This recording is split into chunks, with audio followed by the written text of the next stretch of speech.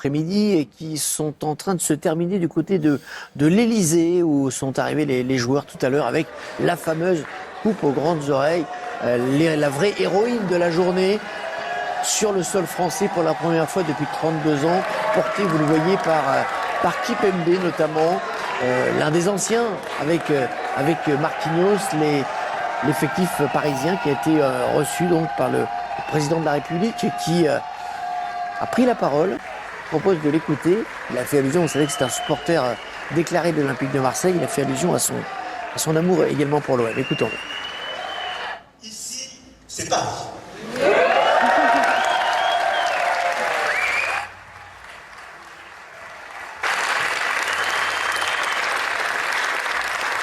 Et si je puis dire, enfin c'est Paris.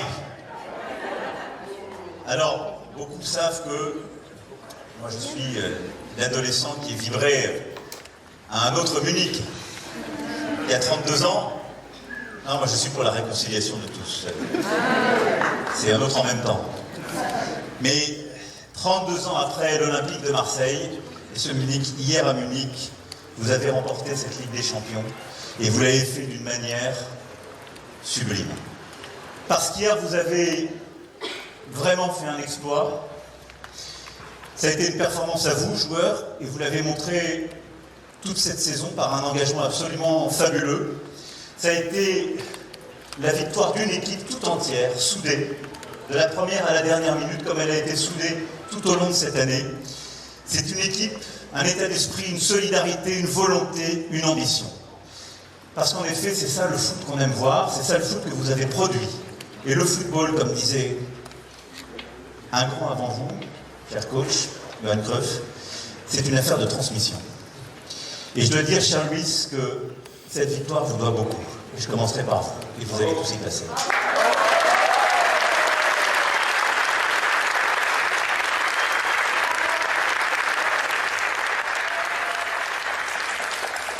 Et vous allez tous y passer. Et effectivement, le président a eu un mot pour chacun, avec un discours assez long. Dominique Armand, vous êtes encore à l'Élysée. Est-ce que la cérémonie est terminée ?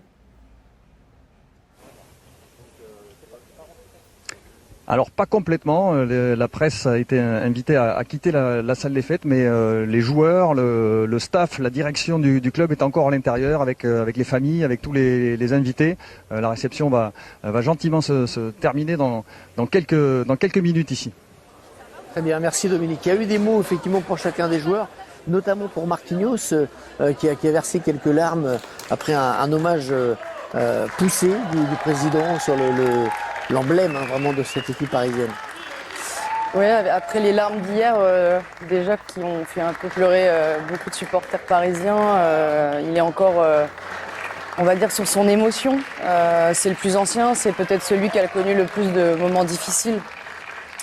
C'est le seul qui était titulaire lors de la dernière finale de Ligue des Champions. Ils sont déjà tous partis et c'est vrai que je pense qu'il sort un petit peu tout ce qu'il a vécu dans ces larmes-là. Après, je pense qu'il est aussi très émotif, comme beaucoup de Brésiliens d'ailleurs. Mais en tout cas, s'il y en a un que je suis contente de voir gagner, même si je suis contente pour toute l'équipe, c'est bien lui. Parce qu'en plus, il a été irréprochable depuis toutes ces années. Ça va se poursuivre au Parc des Princes ce soir et on sera en direct sur Canal+ Foot avec tout ce qui va se passer au parc. Avant ce moment passé à l'Élysée, il y avait eu la remontée des Champs-Élysées au petit pas, contrairement à ce qui s'était passé après le titre en 2018. On va rappeler que depuis le premier titre sous QSI en 2013 au Trocadéro qui avait dégénéré, il n'y avait plus de festivités comme ça avec les supporters dans la rue. Donc ça, c'est un premier point positif, même si c'était bien sûr très sécurisé avec une énorme présence policière. Ce qui est bien, c'est qu'ils ont pris le temps. Vous avez rappelé à juste titre qu'en 2018, ça avait été très rapide et très frustrant pour tous les supporters qui étaient venus. Et là, pour le coup, ça a duré 55 minutes. Donc, ils ont vraiment pris le temps de profiter avec leurs supporters, de leur présenter la coupe. Certains sont venus, ont attendu 6 heures, amassés contre des barrières pour voir cette coupe. Nous, on est un peu privilégiés, on l'a vu hier à Munich, mais pour eux, c'était vraiment quelque chose d'exceptionnel et il faut mesurer ce moment. C'est un moment d'histoire, vraiment. Moi, je reste un peu aussi nostalgique des anciennes parades moins 90. organisé, plus. Oui, je sais. Alain nous parlait tout à l'heure de Oui. la parade totalement improvisée après la victoire en Coupe Aujourd'hui, des il y a Coupes des- en 96. Bon, voilà, Il y a une plus sécurité. possible aujourd'hui. C'est plus Ouais. possible pour des questions de sécurité, mais voilà, c'est sûr que quand je vois plein de barrières, Là, on voit un cordon. c'est un qui peu était moins quand beau, même énorme. mais Pour voir les c'était joueurs, quand même bien. Pour voir les joueurs, il fallait Et ça une s'est bonne très bien vue passé. et être assez grand. Et on aura très certainement, on a déjà des belles images, mais des très belles photos aussi. On a vu là il y a quelques instants cette photo où tout l'effectif du Paris Saint-Germain a posé devant l'Arc de Triomphe avec les couleurs De bleues. toute façon, bleu, blanc, JO rouge. un peu, ça Ouais, rappelait un c'est- petit peu les mêmes. C'est pas un feu d'artifice, c'est une espèce de fumée aux couleurs du club. Ouais, c'était très joli. Mais il y a eu un vrai moment de communion qu'on n'avait pas vu en 2018 lors de la parade de l'équipe de France après sa victoire à la Coupe du Monde. 110 000 personnes, c'était la jauge maximale donnée par la préfecture pour éviter les incidents. Alain, c'est. Il n'y avait pas les c'est- drones avant non plus. Oui. Les images elles sont extraordinaires. Ouais, Sur la c'est- ville de Paris, ça donne une image incroyable de la France. C'est des moments très importants pour les joueurs. Oui, c'est capital, c'est la rançon un peu de la gloire, comme on dit, descendre les Champs-Élysées, se retrouver à l'Élysée face au président de la République, dans un endroit iconique, historique, qui représente la France. Oui, ça paraît contraignant au départ, on y va un peu à reculons, mais après on en ressort avec beaucoup de joie et de fierté surtout. Voilà. Mais le meilleur moment après, c'est avec les supporters au stade. On est en direct avec les joueurs qui sortent de l'Elysée. Si vous voulez aller à l'Elysée en survêt, il faut être footballeur, il faut avoir gagné la Coupe d'Europe. Ou en short. Vu que c'est un passage encore obligé, manifestement. On était en Ça- costume nous, à l'époque. Hein. Ouais. Et là, ils ont le maillot collector avec une étoile La fameuse en forme étoile de Tour en forme de Eiffel Tour Eiffel. au-dessus de l'écusson du Paris Saint-Germain. C'est très joli. Belle oui. réussite. Voilà. Il y avait 400 personnes qui faisaient 400 mètres de queue devant le magasin pour aller acheter ce maillot collector. Je crois que Marquinhos est avec Dominique Armand dans la cour de l'Elysée. de Paris représente aussi les couleurs de la France. Notre président il a dit, Macron il a dit. Nous on veut voir les gamins qui sont heureux, qui avaient les yeux pleins de joie. Et c'est ça qui, je pense qu'on va inspirer toute une génération qui ça va partir dès maintenant, des futurs champions. Et c'est ça fait plaisir vraiment de venir ici. Voilà, c'est un rêve pour moi. Parce qu'on vient ici, qu'on gagne quelque chose de spécial et ça a été vraiment quelque chose de spécial. Il a eu un mot d'ailleurs pour toi spécifiquement, il a parlé de toi spécifiquement parce que tu représentes ce Paris Saint-Germain. Tu es arrivé ici il y a plus de 10 ans, tu as connu les bas et les hauts aujourd'hui. Ça t'a fait chaud au cœur de l'entendre parler comme ça de ton parcours. Ouais, c'est ça, je pense que quand il parle de moi, il parle aussi de tous les gens qui ont passé. Je l'ai vu parler beaucoup des légendes, des noms qui ont passé et qui ont parlé aussi, mais qui ont fait tout un bon travail pour que le club il arrive à être comme ça aujourd'hui. Notre président Nasser aussi qui m'a donné l'opportunité d'être là, c'est lui qui a tout démarré. Et c'était un projet et je pense que le projet ne s'arrête pas là. On avait toujours dit que ça a été un objectif, mais ce n'était pas une obsession, ce trophée. Et voilà, aujourd'hui on a réussi, on est tous heureux, on est libéré d'énergie. Et maintenant, il faut continuer. Moi, c'est ça qui fait le foot, c'est ça qui fait le sport, et c'est comme ça, des jours de gloire et des jours difficiles. Et les jours difficiles, il faut serrer les dents avec notre famille, nos supporters, et on les passe ensemble. Et les jours de gloire, on est là pour célébrer ensemble aussi. Quel est le reste du programme pour le reste? Marquinhos en direct de l'Elysée, c'était un point presse improvisé avec toute la presse qui était présente. Hervé, juste dans son émotion, je pense que le fait que son avenir soit pas totalement scellé au Paris Saint-Germain peut-être participe aussi de l'émotion qui est la sienne, qui était la sienne aussi dans l'avant-match. On l'avait souligné, mais voilà, il n'est pas certain encore qu'il soit joueur du PSG. Peut-être que ça compte aussi dans son émotion. On va en parler tout à l'heure.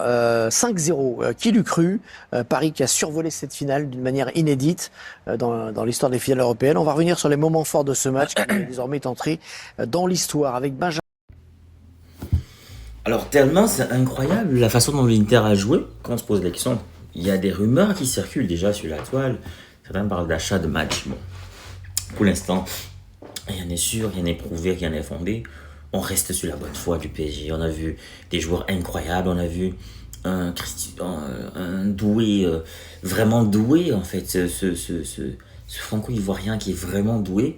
C'était un choix fort de Luis Enrique de laisser Barcola sur le banc et de faire entrer Doué. Doué qui a montré qu'il est vraiment doué. C'est une grosse révélation, qui a d'ailleurs été élu meilleur jeune joueur de la Ligue des Champions. Voilà, je sais pas, c'est Christian, en tout cas Doué. J'espère que c'est Christian, excusez-moi. Si je me trompe, prenez-moi comme un frère, ok? Prenez pas ça mal. Donc Doué, Vraiment doué. Merci à Luis Enrique de nous avoir fait découvrir un joueur aussi pareil. Franchement, il est vraiment doué ce garçon. J'ai pas regardé les matchs du PSG toute l'année. Je regardais que des résumés, des débriefs, mais cette finale, c'était vraiment un récital. Mais je suis pas surpris de la façon dont le PSG joue. Quand on sait de l'école d'où vient Luis Enrique, l'école de la baballe, de la Masia, du jeu de balle, du jeu à une touche, de courte passe, on comprend. Et dire que Luis Enrique a été critiqué en France, il a été incendié par les journalistes en France sur ses choix. Voilà, parce qu'on sait qu'en France, généralement, à chaque époque donnée, on choisit un joueur qu'on starifie, à qui on donne tous les pouvoirs, tous les éloges, voilà, qu'on prépare pour un potentiel ballon d'or. Et bien sûr, la presse a jeté son dévolu sur Kylian Mbappé. Et c'était le chouchou, intouchable. Lui-même qui a créé le départ de Noël Le Graët à la Fédération française de football, qui pouvait parler à Mbappé? Voilà, qui pouvait parler à Mbappé? Là, on entre vraiment en embrayé avec ce sujet Mbappé. C'est bien. Le départ de Mbappé, c'était une bonne chose pour le PSG.